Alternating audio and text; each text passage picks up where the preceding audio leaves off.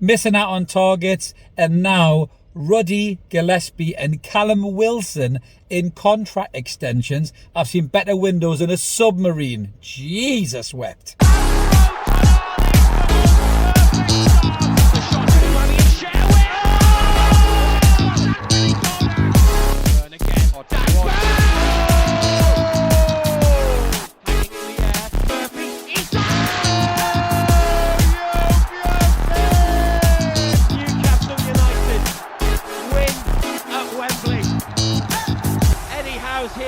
Celebrate.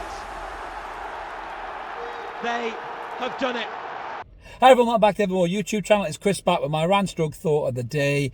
What is going on with Newcastle United in this transfer window? Honestly, as I've just said, I've seen better windows in a submarine. We don't know what the hell's going on. Reported targets disappearing off the radar, off to other clubs sniffing around for them. No real links. Now we're linked to a Fulham striker for 50 million, who's an alright backup striker, but 50 million quid? Chelsea have just signed a lap for 30 million, man. What is going on? Honestly, it's a small window. Maybe Newcastle are never going to make the moves in this window. The rumours and the noise seems to be that they're going to do something towards the end of June, which is the PSR deadline. But they need to do something good because this window so far is being rotten. You've seen a better window in a derelict house smeared in shit. Honestly, it's just crap, isn't it? And now they've mentioned about players being released and everything else. You know, Jamal Lewis has finally been released by the football club. Not before time. He's been rubbish, to be honest with you. I remember when we signed him, I was really excited. You know, Liverpool after this kid. It just never worked for him, you know, never looked like a Premier League footballer in my opinion. Went off to Brazil, that weird loan move, and what did he do? Like split his toenail and never played again. Just really, really odd. Lloyd Kelly has made his permanent move to Juventus. That would be Paul Mitchell's legacy, getting £20 million for that bloke. He was terrible, to be honest with you. He came into the club, I wasn't sure about the move in the first place. You know, centre-half that can't tackle, can't mark anyone and can't head the ball, and he got 20 million from him. Maybe Mitchell wasn't as bad at his job as I thought he was, to be brutally honest with you. But going back to the players with the contracts, so Gillespie, wow, Mark Gillespie. This kid has got the best job in football, has he not? Never plays, goes and trains every day with the players. He's a Newcastle fan at heart.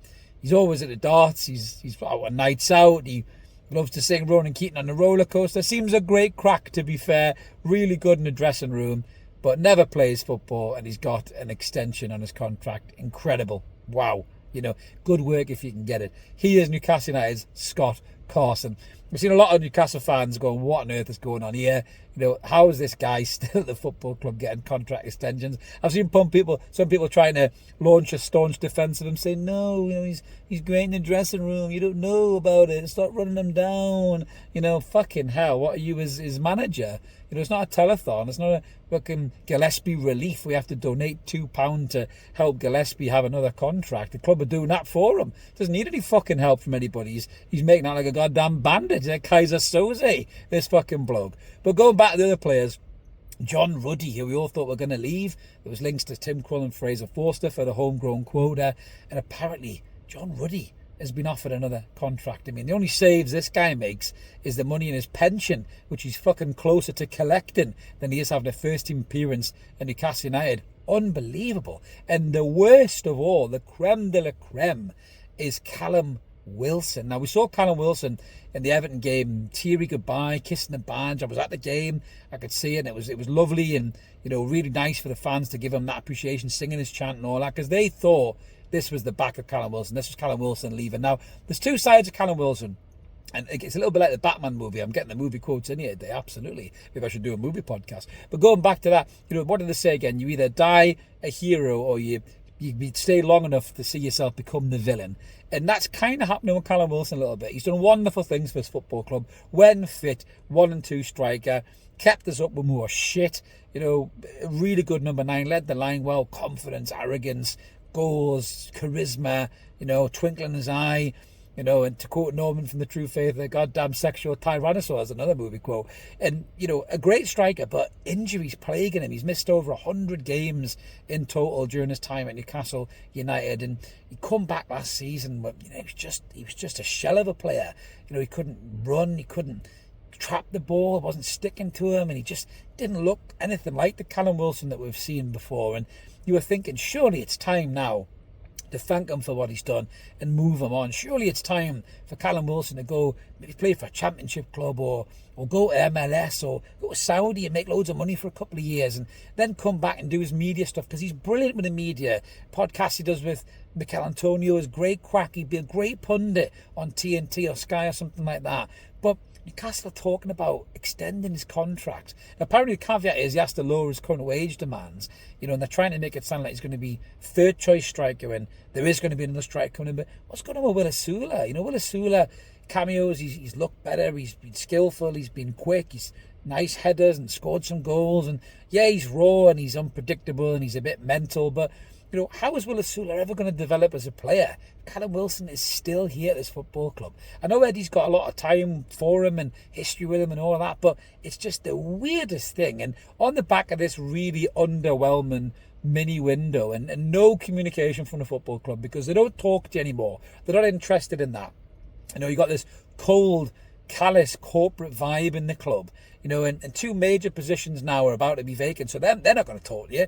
Paul Mitchell's leaving the end of June, Darren Eales has had to step back due to ill health, and they're not going to talk to you. Amanda's not here anymore, she couldn't shut up, and I love that about Amanda. She gave you that warmth, that connection, that kind of link between the board and the fans, and that's not there anymore, and nobody knows what's going on, and people are starting to get a little bit pissed off and a little bit flat about what Newcastle are doing. This is a really important window. 3 windows without any first team additions.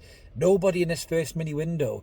Other clubs making moves, signing players that we were linked to, and reliable journalists said we were linked to them as well, and they're going to other clubs, and by the time Newcastle eventually get ready to join this party, what's going to be left? You're signing, it was Muñoz from Fulham, and he looks all right, he's got a little bit about him, but is he as good as Liam Delap? If we'd moved quicker for Liam Delap, would we have got him? Could we have sold the project to him? You're never going to know. Brian Mbeumo leaving for Manchester United. Yes, the wages sound ridiculous, but nobody's talking to us. We've got to rely on journalists to tell us. And they're getting the word from the club. So the club are talking to the journalists. They're not talking to any of us about it. And maybe that's their way of telling us is through the journalists. But it is really flat and really just depressing at the minute, but Newcastle may never make a move in this window, and I'll reserve my kind of meltdown about this whole thing, for the probably mid-July. If we haven't signed anybody, I'll go fucking apoplectic at that particular point, because we'll be in real fucking trouble. But I just think the problem is the fans are getting really, really, unruly, or kind of agitated is probably the right word about this, because of the lack of activity over the last 3 windows. You can't blame them.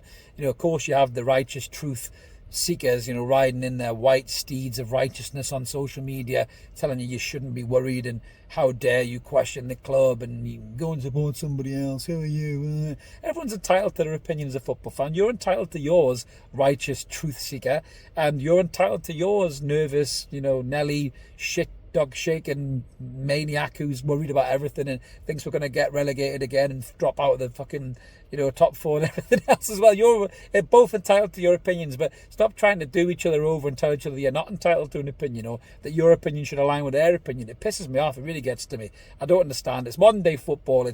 Everyone's so quick to just tell people to stop feeling the way they feel rather than actually asking the questions about what the hell is going on. If Newcastle don't sign anybody in this first mini window, which it doesn't look like they're going to, and they renew the contracts of, Mark Gillespie, John Ruddy, and Callum Wilson, who are going to take up 3 squad places. One never plays, one's about 59, and the other one is broken and a shell of what he used to be. 3 squad places taken up by these lot. What is that all about, honestly? That's places that could be filled by either promoting youth academy players to the first team by releasing these players or signing players, and Newcastle are doing neither. So let us know in the comments below what you think about these contract extensions. I'm not angry at the lack of transfers, but I'm really kind of confused about why these 3 players are still at the football club, and certainly one of them and then potentially 2 more of them. And I think they will renew those 2 contracts, and then there's 3 squad places taken up by 3 guys who between the 3 of them have played 18 games all last season. That's just, I don't get it. I really, really don't. But answers on the postcard, guys. Let me know what you think in the comments below. Like and subscribe. Keep it evermore. We will be back with some more transfer banter soon. All the best. Catch you in a bit.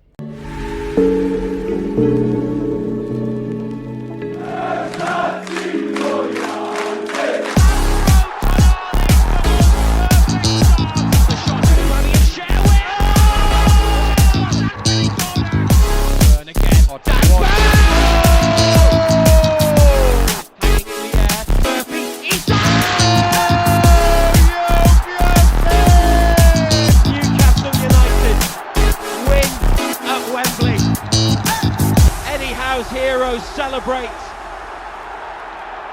They have done it.